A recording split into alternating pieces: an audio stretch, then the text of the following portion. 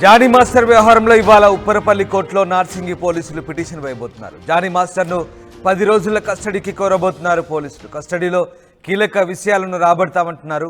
ఇక మరోవైపు Johnny master remand రిపోర్టులో సంచలనాలు వెలుగు చూస్తున్నాయి. జానీ మాస్టర్ నేరాన్ని అంగీకరించారంటూ రిమాండ్ రిపోర్ట్ చెబుతోంది.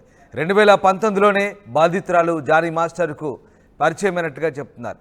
దురుద్దేశంతోనే బాధితురాల్ని అసిస్టెంట్గా చేర్చుకున్నట్టుగా రిమాండ్ రిపోర్ట్లో ఉంది.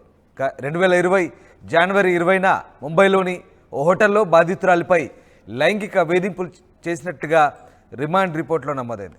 4 ఏళ్లుగా బాధితురాలిపై లైంగిక దాడి కొనసాగుతున్నట్టుగా తెలుస్తోంది.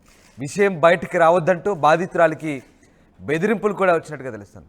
సినిమా అవకాశాలు రాకుండా చేస్తానంటూ షేక్ జానీ అలియాస్ జానీ మాస్టర్ బెదిరించినట్టుగా తెలుస్తోంది. ఇక షూటింగుల పేరుతో వివిధ ప్రాంతాలకు తీసుకెళ్లి హోటల్స్లో లైంగిక దాడికి పాల్పడినట్లుగా అర్థమవుతుంది. ఇక తొలిసారి జానీ మాస్టర్ లైంగిక దాడి చేసినప్పుడు బాధితురాలి వయసు కేవలం 16 ఏళ్ళు మాత్రమే. కేవలం 16 ఏళ్ల వయసులోనే ఆ బాధితురాల్ని లైంగికంగా వేధించి లోబర్చుకున్నాడు షేక్ జానీ అలియాస్ జానీ మాస్టర్. ఇలాంటి సంచలన అంశాలు ఎన్నో రిమాండ్ రిపోర్ట్లో వెలుగు చూస్తున్నాయి.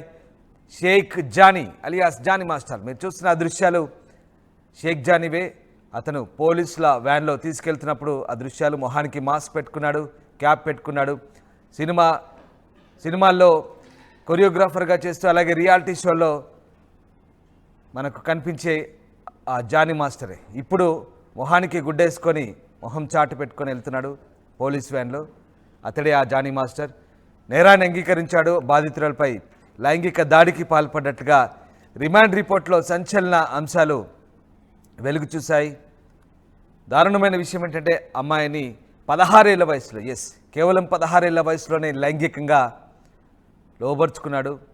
సినిమా అవకాశాలు ఇవ్వనంటూ బెదిరించడంతో రావంటూ తన దగ్గర కొరియోగ్రాఫర్గా లేదా ఆ ఫీల్డ్లో సరైన అవకాశాలు దక్కవంటూ బెదిరించడంతో అమ్మాయి లైంగికంగా లొంగిపోయినట్టుగా తెలుస్తుంది.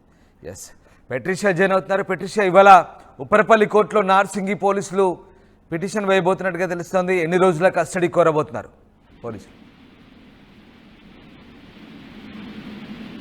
మొత్తం మీద చూస్తుంటే కూడా జానీ మాస్టర్ కేసు అయితే రచ్చరచ్చ జరుగుతుందని క్లారిటీగా అయితే తెలుస్తుంది. ఇవాళ ఉప్పల్పల్లి కోర్టులో నార్సింగ్ పోలీసుల ఫిర్యాదు ఏదైతే ఉంటుందో పిటిషన్ కోసం దాఖలు చేస్తారు, కస్టడీ పిటిషన్ కోరుతారని క్లారిటీగా అయితే తెలుస్తుంది. మరోవైపు మాత్రం జానీ మాస్టర్ని 10 రోజుల కస్టడీ అయితే నార్సింగ్ పోలీసులు కోరుతున్నారు. మరోవైపు చూసుకుంటే కూడా 2 తెలుగు రాష్ట్రాల్లో దుమారం అయితే నడుస్తుంది. ఉప్పర్పల్లి పోలీస్ స్టేషన్ చాలా క్లారిటీగా 10 రోజులు అడుగుతున్నప్పటికీ కూడా సమాచారం మేరకు ఒక 1 వీక్ ఇచ్చే అవకాశాలు అయితే ఉండొచ్చు అంటూ కూడా పూర్తిగా తెలుస్తుంది. కస్టడీలో కీలక విషయాలు అయితే రాబడతారు, సెన్సేషనల్ విషయాలు అయితే బయటకు వచ్చాయని తెలుస్తుంది. మరోవైపు జానీ మాస్టర్ రిమాండ్ రిపోర్ట్లో అయితే సంచలనమైన విషయాలు బయటపడ్డాయి. అనేకసార్లు అమ్మాయి పైన లైంగిక వేధింపులకు పాల్పడ్డాడంటూ చాలా ఉన్నాయి. నేరాన్ని అంగీకరించారని కూడా తెలుస్తుంది. బాధితురాలు మాత్రం 2019 నుంచి నాకు మాస్టర్ పరిచయం అంటూ దాంట్లో పేర్కోవడం అయితే జరిగింది. అసిస్టెంట్గా చేరుకున్నాడు. ఆ తర్వాత 2020లో జనవరి 20 రోజు లైంగిక వేధింపులకి పాల్పడ్డాడు. బలవంతంగా నన్ను బెడ్ మీద తోసి మరి ఇటువంటివి పాల్పడ్డారు. రేపటం నా మీద చేశాడంటూ ఎవరైతే బాధితురాలు పేర్కొనడం జరిగింది. ఒకవైపు విషయాన్ని బయటకు రాకుండా సినిమా అవకాశాలు ఇవ్వను, జాబ్ ఇవ్వను, నా దగ్గర నుంచి అసిస్టెంట్గా తొలగిస్తానంటూ షూటింగ్ పేర్లు పెట్టుకొని వివిధ ప్రాంతాలకు ముంబై, బెంగళూరుకి తీసుకెళ్లి హోటల్స్లో తనని పెట్టి అక్కడ లైంగిక వేధింపులకు పాల్పడ్డాడు. తొలిసారి ఎప్పుడైతే జానీ మాస్టర్ లైంగిక వేధింపులకి పాల్పడ్డాడో అప్పుడు తను మైనర్గా తెలుస్తుంది. 16 years బాలిక అని పూర్తిగా అయితే తెలుస్తుంది. ఒకవైపు కూడా జానీ మాస్టర్ ఏదైతే స్టేట్మెంట్ ఉందో అది బయటకు వస్తే అసలు జానీ మాస్టర్ ఏం చెప్పాడండి. యూజువల్ మనం చూస్తున్నట్టయితే ఇప్పటికే నేరాన్ని ఒప్పుకున్నాడని అయితే క్లారిటీగా అయితే తెలుస్తుంది రిమాండ్ రిపోర్ట్లో అని. కొన్నిసార్లు మాత్రము పోలీసులు అయితే దాంట్లో పేర్కోవడం అయితే జరుగుతుంది. అంటే ఎందుకు అరెస్ట్ చేస్తున్నారో కోర్టుకి ఎక్స్ప్లెనేషన్ ఇవ్వాలి కాబట్టి నేరాన్ని అంగీకరించాడు అంటూ దాంట్లో ప్రతి రిమాండ్ రిపోర్ట్లో కూడా యూజువల్లీ అదే ఉంటుంది. కానీ చూడాలి అసలు జానీ మాస్టర్ స్టేట్మెంట్లో ఎటువంటి విషయాలు ఎటువంటివి బయటకు వస్తాయని పూర్తిగా అయితే తెలుస్తాయి. ఇవాళ మాత్రం ఉప్పర్పల్లి కోర్టులో పిటిషన్ అయితే దాఖలు చేస్తున్నారు. 10 రోజుల కస్టడీ పిటిషన్ కోరుతున్నారు. మొత్తం మీద అయితే ఉప్పరపల్లి కోర్టులో సుమారుగా 5 నుంచి 6 రోజులు కస్టడీ ఇచ్చే అవకాశాలు ఉన్నాయని కూడా మొత్తం మీద తెలిసింది. ఇప్పటికే దుమారం రేగుతున్నప్పటికీ కూడా రిలీజియన్ ఫ్యాక్టర్స్ కూడా బయటకు వస్తున్నాయి. మత మార్పిడి అని, మరోవైపు లైంగిక వేధింపులు, సెక్షువల్ అఫెన్స్ అంటూ చాలా మంది కూడా ఆడవాళ్ళు మద్దతుగా బాధితురాలకి చాలా మంది బయటకు వస్తున్నారు. ఆల్రెడీ విమెన్ కమిషన్ ఉంది.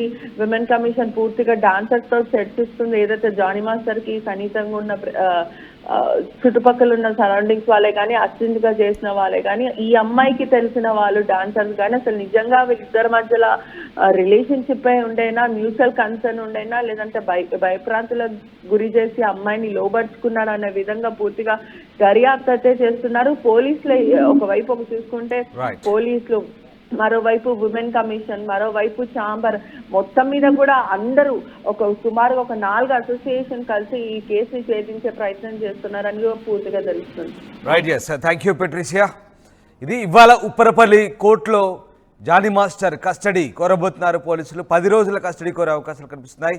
ఇక కీలక విషయాలను రాబట్టేందుకే 10 రోజుల కస్టడీ అడుగుతున్నారు. మరోవైపు జానీ మాస్టర్ రిమాండ్ రిపోర్ట్లో అయితే అనేక సంచలన అంశాలు వెలుగు చూస్తున్నాయి. ఇక జానీ మాస్టర్ నేరాన్ని అయితే అంగీకరించినట్టుగా రిమాండ్ రిపోర్ట్ చెప్తుంది. ఇక జానీ మాస్టర్ వ్యవహారంలో లాయర్లు కూడా స్పందించారు. ఏం మాట్లాడారు ఒకసారి చూద్దాం. ప్రస్తుతం మనం ఉప్పల్పల్లి కోర్టు దగ్గర ఉన్నాము. కొద్ది నిమిషాల క్రితమే జానీ మాస్టర్ని పోలీసులు అరెస్ట్ చేసి మరి రిమాండ్కి తరలించడం జరిగింది. మనతో పాటు అడ్వకేట్స్ ఉన్నారు, ఒకసారి తెలుసుకునే ప్రయత్నం చేద్దాము. అసలు జానీ మాస్టర్ ఏం మాట్లాడారంటే, మెజిస్ట్రేట్ ముందు కూర్చోబెట్టినప్పుడు ఏం మాట్లాడారు, అంతా ఈ కేసు గురించి ఏం చెప్పారు? ఇందులో ఏం లేదమ్మా, సార్ అడిగారు, జడ్జి గారు కేసు గురించి అని చెప్పుకున్నాడు. ఈ కేసు నాకేం సంబంధం లేదు, తప్పుడు కేసు పెట్టినాడు అని చెప్పేసి అని డిలే చేసినాడని. అంటే మొత్తం మీద కూడా భయప్రాంతులకు గురైనట్టు చాలా పానిక్గా ఉన్నాడు అంటూ బయట అయితే వస్తుంది. ఒకవైపు కూడా ఇదంతా ఫేక్ కేసు అని చెప్పి పానిక్ అవుతారు కదా, అది భయపడతారు కదా ఆయన అట్లా. యాక్చువల్లీ పోలీసులు ఇప్పుడు ఆర్సిటీ రిమాండ్ చేసినారు, అతను మెడికల్కి పంపించినారు, కోర్టులో ప్రొడ్యూస్ చేసినారు. జడ్జి గారు 14 days జ్యుడిషియల్ కస్టడీ ఇచ్చినారు, అప్ టు 10 వరకు. మొత్తం మీద కూడా హెల్త్ కండిషన్ కూడా కొంచెం బాగాలేదు అంటే పంపించారు, అలా హెల్త్ బాగానే ఉంది. ఆల్రెడీ మెడికల్ సర్టిఫికేట్ కూడా సబ్మిట్ చేసినారు. అన్ని బాగుంటాయి కదా జడ్జి గారు యాక్సెప్ట్ చేసేది. అంటే జడ్జి వైపు నుంచి జడ్జి ఏమన్నారు అంటే, ఇదంతా కూడా కన్సిడర్ చేశారా లేకపోతే జడ్జి గారు రిమాండ్ యాక్సెప్ట్ చేసినారు, 14 days కస్టడీ, జ్యుడిషియల్ కస్టడీ విధించినారు. ఒకవైపు కూడా రేప్ కేసుతో పాటు పోక్సో కేసు కూడా మంజూరు చేయడం అయితే జరిగింది. ఆ ఫైల్లో మొత్తం మీద చూసుకుంటే కూడా ఒకవేళ గిల్టీ ప్రూవ్ అయితే, అదేవిధంగా తప్పు చేశాడు అని తెలిస్తే ఎటువంటి శిక్షలు పడే అవకాశాలు ఉన్నాయి.